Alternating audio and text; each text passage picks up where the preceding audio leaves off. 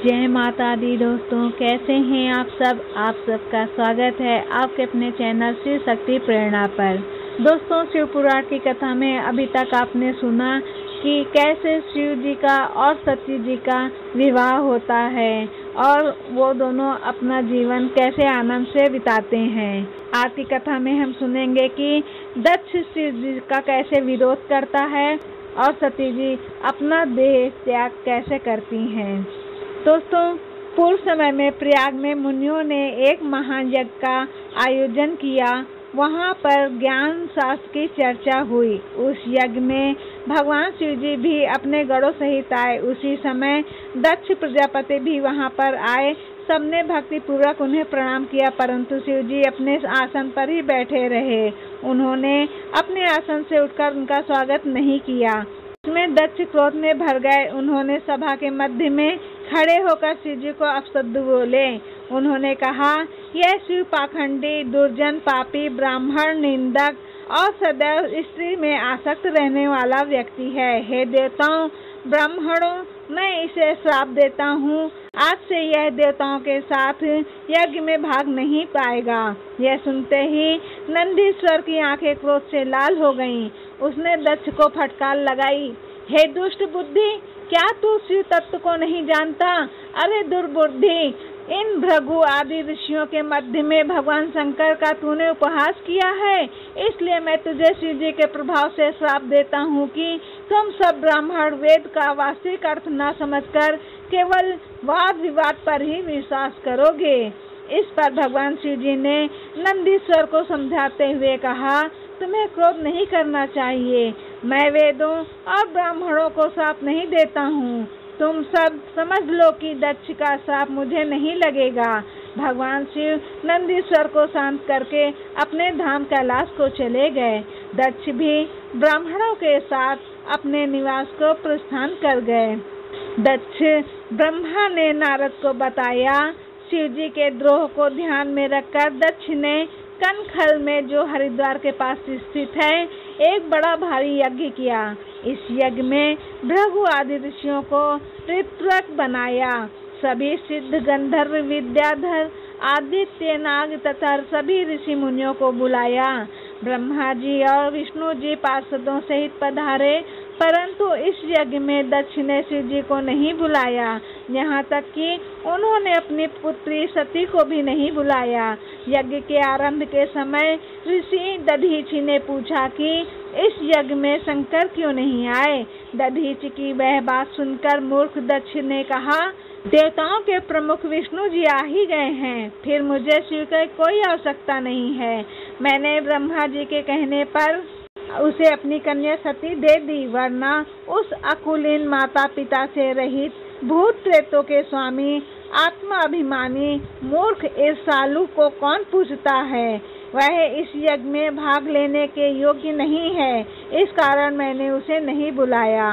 मेरे इस यज्ञ को आप सब लोग मिलकर सफल बनाएं। इस पर दधीचि ऋषि ने दक्ष से कहा, तुम चाहे जो कहो, परंतु शंकर जी के बिना यह यज्ञ अधूरा है। इसमें तुम सब नाश के भागी बनोगे। इतना कहकर महर्षि दधीचि उस यज्ञ को छोड़कर चले गए। इसके साथ ही वहाँ जितने शिव भक्त थे वे भी दक्ष को श्राप देकर लौट गए।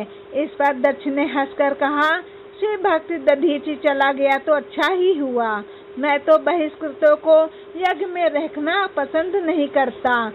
तब शिव जी की माया से प्रभावित होकर देवताओं ने यज्ञ को आरंभ कर देवताओं की पूजा की। जिस समय देवता और ऋषि दक्ष की यज्ञ में जा रहे थे, उस समय सती जी गंधमादन पर्वत पर अपनी सखियों के साथ अनेक क्रीड़ाएं कर रही थीं। सती जी ने देवताओं और ऋषियों को जाते देखा, तब चंद्रमा रोहिणी से आज्ञा लेकर गए। सती जी की आज्ञा से विजया नामक सखी ने चंद्रमा से सब वृतांत जानकर उनसे कहा।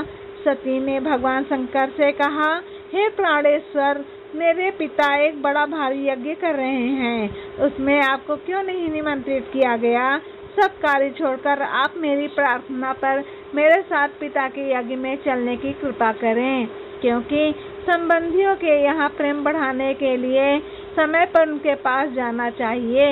शिव जी बोले, हे देवी, तुम्हारे पिता दक्ष मुझसे बैर भाव रखते हैं, इस वजह से उन्होंने तुम्हें भी नहीं बुलाया। परंतु बिना बुलाए कहीं नहीं जाना चाहिए। बिन बुलाए मेहमानों को मरण तुल्य अपमान सहन करना पड़ता है। यह सुनकर सती जी बोली, हे स्वामी, आपसे ही तो यज्ञ पूर्ण होता है, फिर आपको ना बुलाने का कारण जानना चाहती हूँ, अतः मुझे ही जाने की आज्ञा दीजिए। सती का हठ देखकर शिव जी ने उन्हें नंदी वृषभ पर बैठाकर वस्त्राभूषण से अलंकृत करके 60,000 गणों के सहित भेज दिया। सती जी जब अपने पिता दक्ष के यहाँ पहुँची तो वहाँ विशाल यज्ञ चल रहा था। सती को आई देखकर उनकी माता एवं बहनों ने तो उनका सत्कार किया, परंतु पिता दक्ष और उनके अनुयायियों ने उनका सत्कार नहीं किया। फिर भी सती ने समान भाव से सबको नमस्कार किया।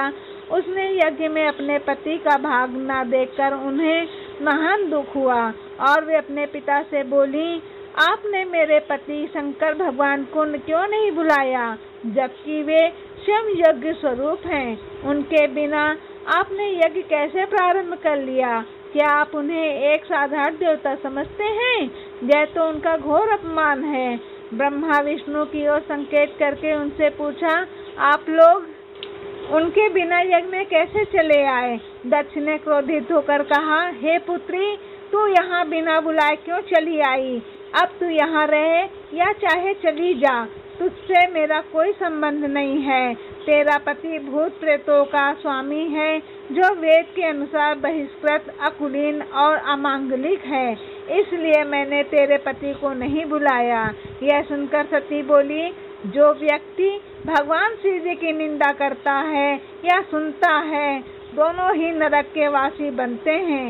इतना कहकर सती जी ने अपना शरीर योग द्वारा भस्म कर दिया। जब सती ने योग द्वारा अपना शरीर त्याग दिया तो चारों ओर हाहाकार मच गया। उधर सती के द्वारा अपने प्राण छोड़ते ही उनके साथ आए गणों ने हाथों में शस्त्र उठाकर मार काट मचाने लगे। सब दिशाओं में प्रलय का दृश्य उपस्थित हो गया। उनके साथ आए 60,000 गणों में से 20,000 तो स्वयं ही शोक में व्याकुल होकर समाप्त हो गए। भृगु ऋषि ने इसके निवारण हेतु आहुतियां प्रदान की। इससे ऋतु नामक बहुत से असुर उत्पन्न हो गए। उन्होंने शंकर जी के गणों से युद्ध आरंभ कर दिया। उन्होंने भगवान शिव के गणों की शक्ति क्षीण कर दी। यह दृश्य देखकर आकाशवाणी हुई कि हे मूर्ख दक्ष, तूने बड़ा अनर्थ कर डाला है। तूने स्वतः आई अपनी पुत्री का अपमान कर डाला। तुझे तो शंकर जी और सती का पूजन करना चाहिए था। यह तो अनादि शक्ति, जगत की सृष्टा और कल्पांत में संहारिका है। इस प्रकार भगवान शंकर ही सबके स्वामी और कल्याण करता है। उनके दर्शन मात्र से ही संपूर्ण यज्ञों का फल प्राप्त हो जाता है। तूने उनका सत्कार नहीं किया, इसी कारण तेरा यज्ञ नष्ट हो गया। हे दक्ष प्रजापति, शिव जी की पूजा किए बिना तेरा कल्याण संभव नहीं है। शिव जी के विमुख होने पर कोई भी देवता तेरी सहायता नहीं कर सकता। आकाशवाणी सुनकर सभी देवता और मुनि आश्चर्य करने लगे, परंतु शिव जी की माया से किसी के मुख से एक भी शब्द ना निकला। इधर भृगु द्वारा उत्पन्न असुरों ने जब मारकाट प्रारंभ कर दी तो शिव जी के गण भगवान की शरण में जाकर उन्हें माता सती के शरीर को त्यागना और युद्ध का सब वृतांत कहा। यह समाचार सुनकर शिव जी के क्रोध की कोई सीमा न रही। उन्होंने अपनी एक जटा उखाड़कर उसे पर्वत पर दे मारा। इससे उसके 2 टुकड़े हो गए। उससे प्रलय काल की ज्वाला के समान भयंकर आवाज के साथ वीरभद्र और महाकाली प्रकट हुई। वीरभद्र ने हाथ जोड़कर शिव जी को प्रणाम किया और उनसे पूछा, मेरे लिए क्या आज्ञा है? यदि आपकी आज्ञा हो तो मैं क्षण भर में ही समुद्रों को सोख लूं, पर्वतों को भस्म कर डालूं, ब्रह्मांड को भस्म कर दूं या देवताओं और मुनीश्वरों को भस्म कर दूं। तब भगवान शंकर ने वीरभद्र को आशीर्वाद दिया और कहा, ब्रह्मा का पुत्र दक्ष एक यज्ञ कर रहा है जो बहुत ही अहंकारी है और मेरा विशेष रूप से विरोधी है। तुम्हें उसके यज्ञ को विध्वंस करना है उस यज्ञ में शामिल देवता, गंधर्व, यक्ष आदि कोई बचने ना पाए। विष्णु देवा आदि तुम्हारी स्तुति करेंगे, परंतु तुम उन्हें भी मारकर मेरे पास ले आना। दक्ष को तो पत्नी सहित तिलांजलि देकर आना। वीरभद्र शिवाजी को प्रणाम करके दक्ष के यज्ञ को विध्वंस करने चल दिया। शिव जी ने वीरभद्र के साथ अनेक गणों को भेजा। वीरभद्र शिव जी के समान रूप धारण कर रथ पर आरूढ़ होकर चल पड़ा। वह 100 हाथ लंबा था, उसमें 10,000 सिंह जुटे हुए थे। इसके साथ ही काली, कात्यायनी, ईशानी, चामुंडा, मुंडमर्दिनी, भद्रकाली, भद्रबली और वैष्णवी इन 9 दुर्गाओं ने भी दक्ष को मारने के लिए अपने गणों के साथ प्रस्थान किया। वीरभद्र और महाकाली के गणों की गिनती करना असंभव है। 64,000 करोड़ तो शिव जी के गढ़ थे। उस समय शंख, भेरी, जटाहर आदि के नाना शब्द करके बाजे बजने लगे। उस यात्रा के प्रस्थान में अनेकों प्रकार के शुभ सद्गुण होने लगे। जब वीरभद्र यज्ञ को नष्ट करने हेतु चले तो दक्ष और वहां आए देवताओं के लिए अपशकुन होने लगे। दक्ष की बाईं आंख, बायां हाथ, बायां जंघा फड़कने लगी। पृथ्वी पर भूकंप आया और दिशाएं मलिन हो गईं। सूर्य में काले धब्बे दिखाई देने लगे। बिजली और अग्नि के समान नक्षत्र गिरने लगे। हजारों की संख्या में गिद्ध दक्ष के सिर पर मंडराने लगे। यज्ञ का मंडप गिद्धों की छाया से ढक गया। गिद्ध भयंकर आवाज करने लगे। सब दिशाओं में अंधकार फैल गया। विष्णु आदि देवता भी भय से कांपने लगे। उस समय आकाशवाणी हुई, हे दक्ष, तू महापापी एवं मूढ़ है, तुझे धिक्कार है। अब तुझे महान दुख उठाने पड़ेंगे। तेरे कारण यहाँ उपस्थित इन देवताओं को भी महान कष्ट सहने पड़ेंगे। इस तरह अपशकुनों से आकाशवाणी के द्वारा भयभीत होकर दक्ष विष्णु जी के पास जाकर उनकी स्तुति करने लगा। दक्ष विष्णु जी से बोला, मुझे बड़ा डर लग रहा है। हे प्रभु, आप यज्ञ स्वरूप हैं, आप जैसे भी हो इस यज्ञ की रक्षा कीजिए। विष्णु जी ने उसे समझाया, हे दक्ष, तुमने शिव जी से वैर क्यों मोल लिया? यह उसी का फल है। पूज्य जनों का अपमान करने से पग पग पर आपत्तियां आती हैं। अब भी समय है, तुम प्रसन्नता पूर्वक शिव जी की पूजा करो। तुम्हारी इस अनीति के कारण मेरा भी प्रभाव क्षीण हो गया है। विष्णु जी के इस प्रकार समझाने पर दक्ष का मुंह उतर गया और वह चुपचाप पृथ्वी पर बैठ गया। उसी समय वीरभद्र अपनी सेना सहित वहां पहुंच गया। उसकी सेना से सभी दिशा व्याप्त हो गईं। पृथ्वी, समुद्र आदि सब कांपने लगे। उस भयंकर दृश्य को देखकर दक्ष अपने मुख से रुधिर की उल्टियां करने लगा। इस पर वह पुनः विष्णु जी की शरण में गया, परंतु वीरभद्र को देखकर श्री हरि ने दक्ष से कहा, यह शंकर का गढ़ है। इसकी विशेषता यह है कि यह शिव जी के शत्रु का अवश्य नाश कर डालता है। इसे कोई भी नहीं रोक सकता। यह निसंदेह तुम्हारे साथ मेरा भी नाश कर देगा। शिव जी की आज्ञा के बिना मैं जो तुम्हारे यज्ञ में पधारा हूँ, इस कारण मुझे भी डर लगने लगा है। इसे रोकने की शक्ति मेरे अंदर नहीं है। मेरे सुदर्शन चक्र का इस पर कोई प्रभाव नहीं पड़ेगा। यदि हम यहाँ से भागे भी तो यह वीरभद्र अपने आकर्षण से हमें खींच लेगा। इसके शस्त्रों की गति आकाश, पाताल, पृथ्वी सब जगह एक सी है। विष्णु जी अभी यह कह ही रहे थे कि वीरभद्र अपनी सेना सहित यज्ञ मंडप में प्रवेश कर गया। वीरभद्र के आने पर इंद्र ने विष्णु आदि का परिहास कर उससे युद्ध प्रारंभ कर दिया। इंद्र का शिव गणों के साथ घोर संग्राम हुआ। भृगु जी ने दक्ष के संतोष के लिए शिव गणों का उच्चाटन कर दिया। इससे भूत, पिशाच, प्रेत आदि पराजित होकर भागने लगे। ऐसा देखकर महापराक्रमी वीरभद्र ने उनसे युद्ध किया और देवताओं आदि को अपने त्रिशूल से घायल कर दिया। देवों की भयंकर पराजय हुई।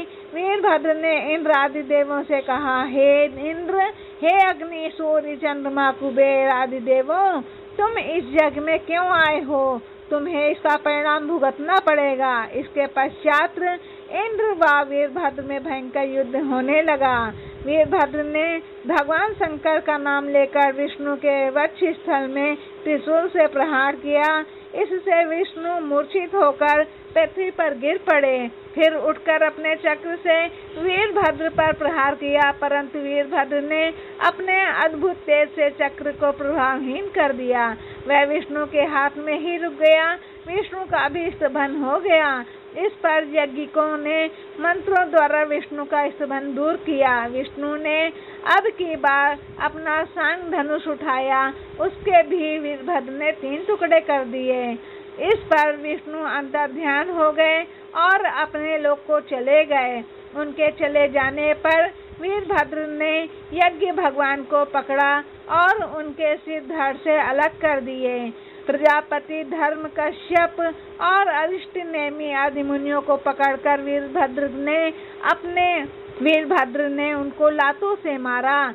सरस्वती जी की उसने अपने नाखूनों से नाक काट डाली तथा अन्य सभी देवताओं को पटक पटक कर मार डाला।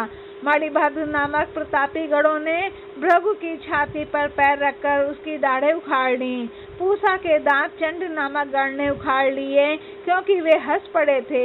यज्ञ में मलमूत्र की वर्षा करके उसे भ्रष्ट कर दिया। दक्ष डरकर यज्ञ की वेदी के अंदर घुस गया। उसे पकड़कर वीरभद्र ने उसका सिर हाथ में पकड़कर मरोड़ डाला और सिर को उखाड़कर यज्ञ के कुंड में डाल दिया। यह सब कार्य करके वीरभद्र कैलाश पर पहुंचा और शिव जी को प्रणाम किया। शिव जी ने प्रसन्न होकर उसे अपने गणों का नायक बना दिया। वीरभद्र के द्वारा दक्ष के यज्ञ का विध्वंस हो जाने पर देवताओं ने दुखित होकर ब्रह्मा जी को समाचार कहा।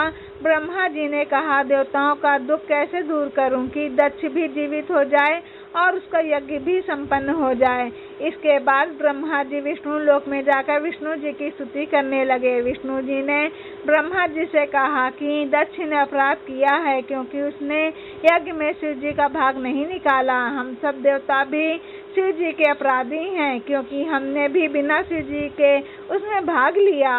अतः विष्णु जी बोले, आप सब लोग शिव जी की शरण में जाओ, नहीं तो प्रलय हो जाएगी। फिर हम सब विष्णु भगवान को साथ लेकर कैलाश पर गए और वहां एक विशाल वट वृक्ष के नीचे शिव जी को बैठे देखकर उन्हें नमस्कार किया और उनकी स्तुति करने लगे।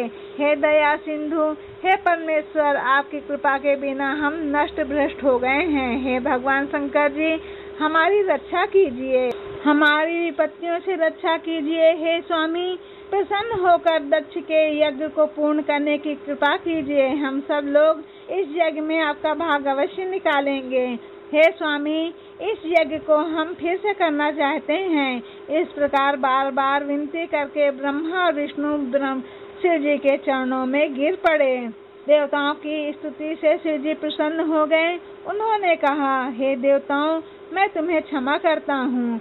जहाँ तक दक्ष के यज्ञ का प्रश्न है, उसे मैंने विध्वंस नहीं किया, अपितु उसके कर्म से ऐसा संभव हुआ है। जो दूसरों का बुरा सोचता है, उसका स्वयं बुरा हो जाता है। दक्ष ही यज्ञ का सिर है, अब उसका सिर बकरे जैसा होगा। भृगु सूर्य के नेत्रों से यज्ञ का निरीक्षण करेंगे। पूषा के टूटे दांत जुड़ जाएंगे। भृगु की दाढ़ी बकरे की तरह होगी। मेरे गणों के द्वारा मारे गए सभी देवताओं के साथ शिव जी उस स्थान पर गए जहाँ दक्ष का निर्जीव शरीर पड़ा था। दक्ष के शरीर में बकरे का सिर लगाकर उसे जीवित कर दिया। दक्ष ने उठकर प्रसन्न चित्त से भगवान शंकर का अभिवादन और स्तुति की। दक्ष की स्तुति से भगवान शंकर प्रकट हो गए। ब्रह्मा जी बोले, इसके बाद मैंने और भगवान विष्णु ने एवं इंद्रादिक लोकपालों ने भगवान शंकर की स्तुति की। सबके द्वारा की गई स्तुतियों से प्रसन्न होकर भगवान शिव ने दक्ष से कहा, हे दक्ष, तुम मुझे परमेश्वर मानकर ज्ञान परायण होकर कर्म करो। तुम यह बात समझ लो कि मैं ही समस्त संसार का एकमात्र सृष्टा हूँ। विष्णु भक्त को मेरी निंदा नहीं करनी चाहिए।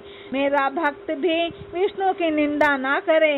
यदि कोई ऐसा करेगा तो दोनों के श्राप से तत्व को प्राप्त नहीं करेगा। दक्ष प्रसन्नता पूर्वक शिव जी के नाम का जप करने लगा। सब देवताओं ने विष्णु जी की स्तुति की। दक्ष ने विधि पूर्वक यज्ञ को संपन्न कराया। विविध प्रकार के दान दक्षिणा दिए गए। शिव जी सहित सब देवताओं को यज्ञ का भाग दिया गया। यज्ञ की समाप्ति पर सब देवता शंकर भगवान का गुणगान करते हुए अपने अपने स्थानों को पधार गए। शिव जी भी अपने गणों के साथ कैलाश चले गए। दोस्तों, आज की कथा यहाँ पर समाप्त होती है। अगली कथा हम रुद्र संहिता चतुर्थ स्कंद पढ़ेंगे, जिसमें कि हम पढ़ेंगे कि हिमालय का विवाह कैसे होता है और पार्वती जी का जन्म किस प्रकार होता है। तो दोस्तों, आपको मेरी कथा कैसी लगी कमेंट करके बताएं। और आपने अभी तक मेरे चैनल को सब्सक्राइब नहीं करा तो प्लीज़ मेरे चैनल को सब्सक्राइब करें, शेयर करें और लाइक करना ना भूलें। अब मिलते हैं अपनी अगली कथा में। तब तक के लिए ओम नमः शिवाय, जय माता दी।